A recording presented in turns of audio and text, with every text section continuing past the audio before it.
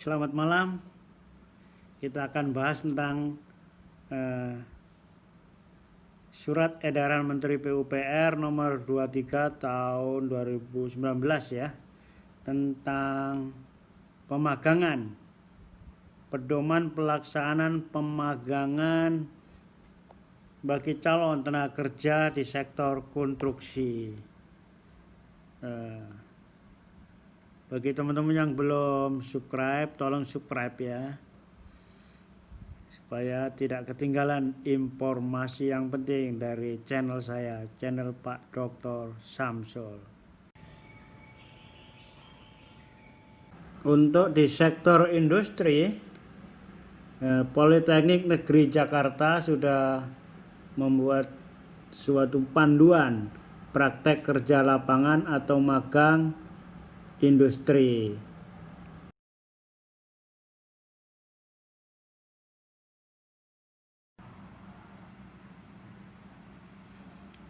Peran PUPR di dalam kegiatan magang para mahasiswa ini, yaitu PUPR menyediakan tempat magang. Sedangkan untuk Kementerian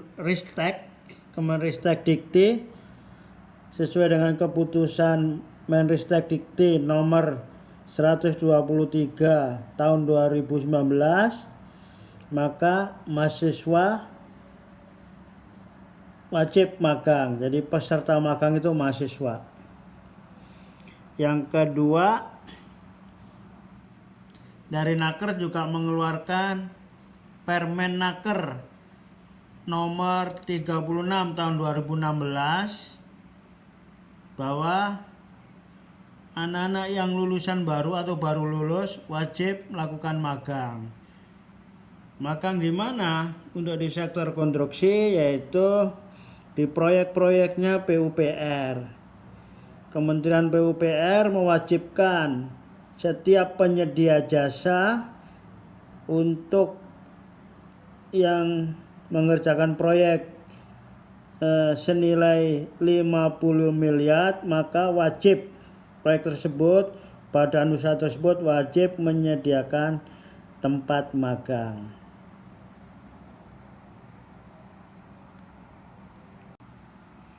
Jadi dasar hukum dari magang ini, baik Permen PU nomor 7 tahun 2019 tentang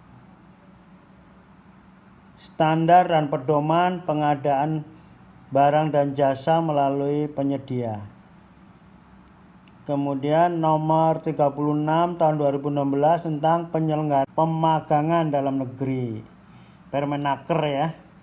Dan juga keputusan Menristek Dikti nomor 123 tahun 2019 tentang magang industri dan pengakuan satuan kredit semester untuk magang kuliah. Untuk peraturan Presiden nomor 16 tahun 2018 tentang pengadaan barang dan jasa.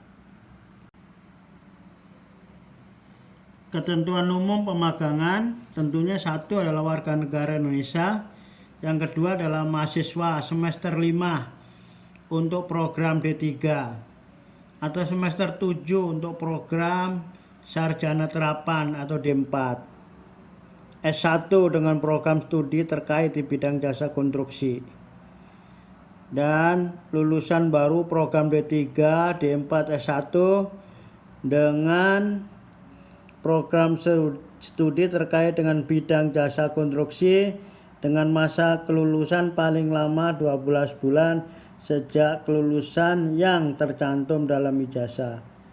Sehat jasmani dan rohani, mengikuti pelatihan DLC Bima atau telah mengikuti pelatihan BIM dari organisasi yang membidangi jasa konstruksi di Kementerian PUPR. Jadi harus sudah mengikuti pelatihan Bima atau pelatihan BIM. 7 adalah memiliki kemampuan dasar bidang teknis paling sedikit meliputi dapat membaca gambar, menggunakan aplikasi komputer dan membuat gambar konstruksi dengan aplikasi pada komputer. Memenuhi persyaratan lain yang ditentukan oleh penyedia jasa. Lulus seleksi oleh penyedia jasa. Jadi peserta magang itu D3, D4, S1. SMK tidak diwajibkan di dalam SE ini. Ketentuan pemagangan. Nomor 2, tadi kan nomor 1 ya, sekarang nomor 2. Penyelenggaraan program pemagangan bidang konstruksi, yaitu jika nilai pagunya di atas 50 miliar dari APBN. Siapa dia penyelenggara pemagangan atau penyelenggaraan pemagangan ini seperti apa? Yang pertama yaitu kegiatan pemagangan. Kegiatan pemagangan diselenggarakan oleh penyedia jasa melalui unit pelatihan. Apabila penyedia jasa tidak memiliki unit pelatihan, maka penyedia jasa konstruksi dapat melakukan kerjasama dengan mitra kerjasama pemagangan.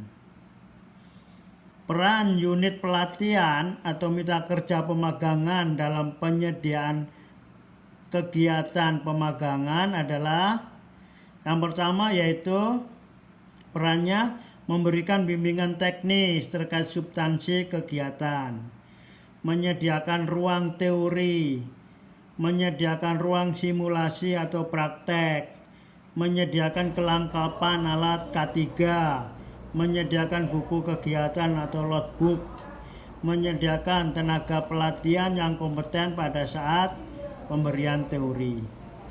Unit pelatihan dan mitra kerja pemagangan selain UPT bidang jasa konstruksi yang tidak memiliki ruang teori dan ruang simulasi praktek dapat melakukan kerjasama dengan UPT bidang jasa konstruksi.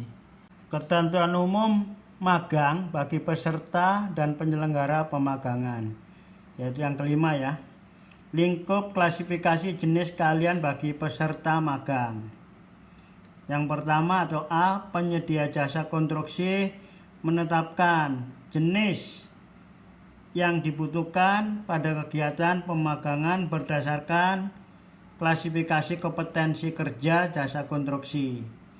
Peserta pemagangan lulusan baru ditempatkan di lokasi pekerjaan konstruksi dengan jabatan yang pertama pekerjaan lapangan, yaitu pelaksana, quality control, surveyor, safety, healthy and environment atau SHE, dan jabatan kerja lainnya yang ditentukan oleh penyedia jasa.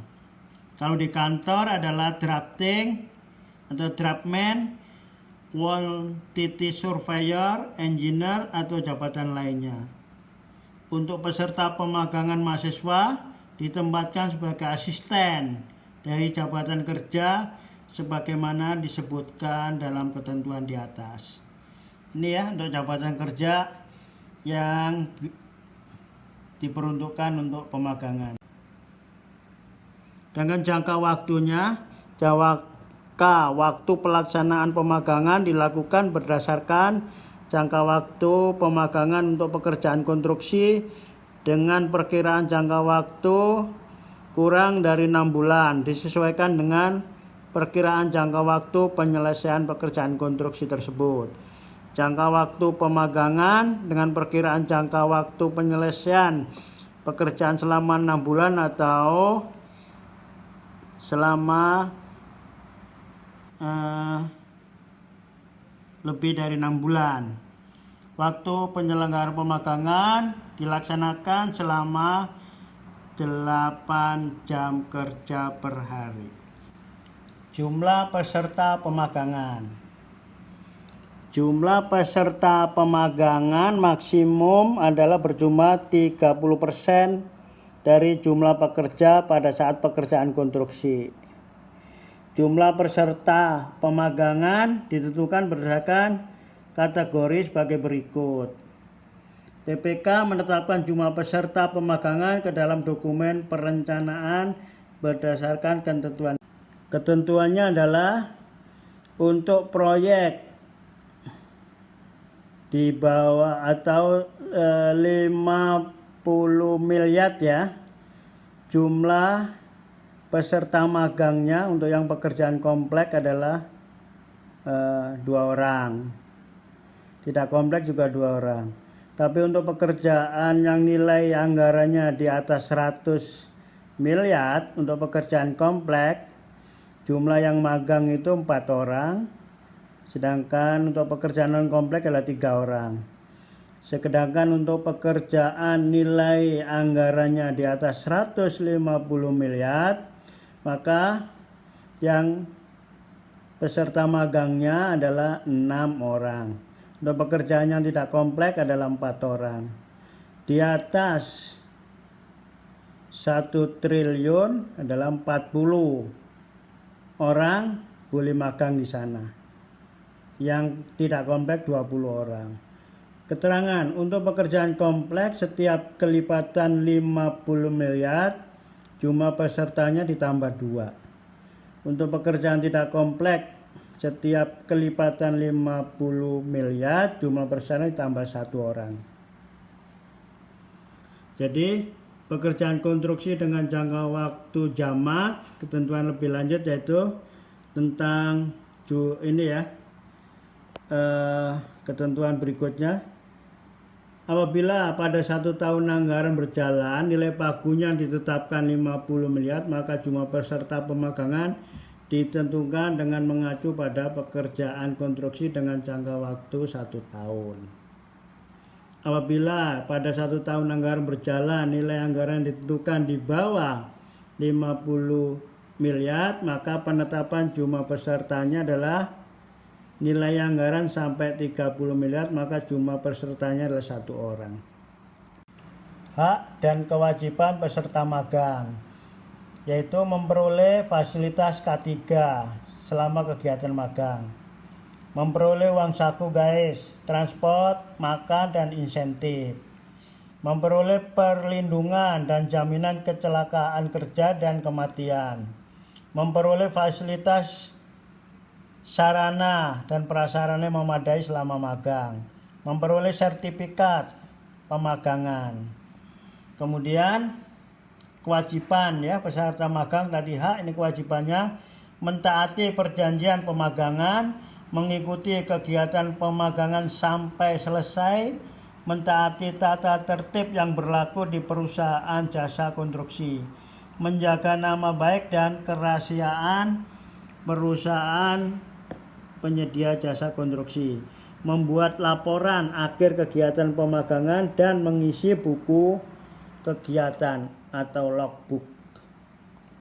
Hak dan kewajiban penyedia jasa.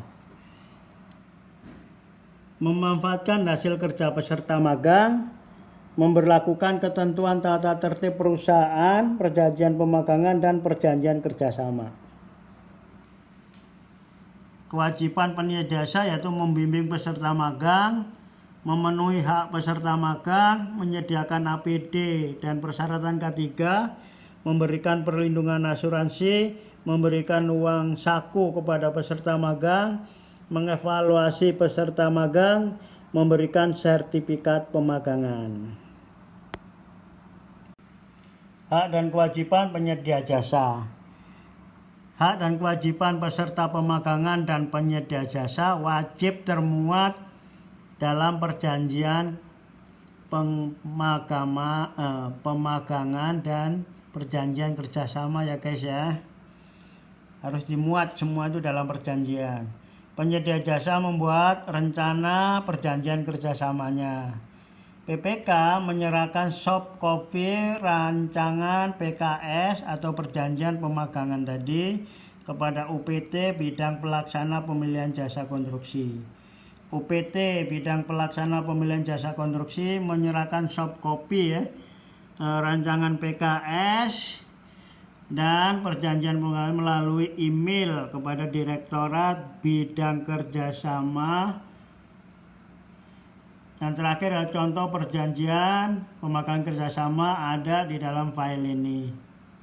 Tapi mungkin ini tidak kami sertakan ya guys ya. Biaya pemagangan yaitu biaya penyelenggaraan pemagangan menjadi tanggung jawab penyedia jasa, termasuk ke dalam biaya umum atau biaya overhead dan keuntungan yang termuat dalam dokumen penawaran. Jadi sudah resmi ya, termuat ya. Peserta pemagangan tidak dipungut biaya apapun selama pelaksanaan pemagangan. Ini yang terakhir ya, kita potong saja karena panjang videonya. Mengapa peserta dari SMA atau SMK tidak masuk ke dalam peserta program pemagangan ini? Jawabnya adalah program magang bidang jasa konstruksi adalah program yang dilaksanakan untuk menekan angka pengangguran terbuka pada bidang sarjana. Jadi SMK nggak masuk skema ini. Apakah PP nomor 45 tahun 2019 Peraturan Menteri Keuangan nomor 128 tahun 2019 berlaku pada program pemagangan bidang jasa konstruksi? Jawabnya adalah tidak.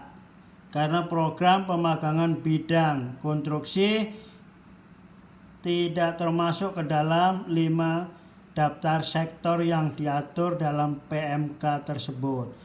Yang diatur dalam PMK tersebut adalah bidang kesehatan, agribisnis, pariwisata, industri kreatif, dan ekonomi digital. Jadi tidak termasuk dalam PP itu. SKS magang berapa? Berdasarkan Kemenristek Dikti nomor 123 tahun 2019, pelaksanaan magang dapat disetarakan dengan 24 SKS pembelajaran guys. Mungkin itu guys ya, apa yang sudah saya sampaikan. Sekarang sudah cakap malam dan saya juga capek ya membahas ini. Lain kali kita akan perdalam lagi dan saatnya kita beristirahat. Selamat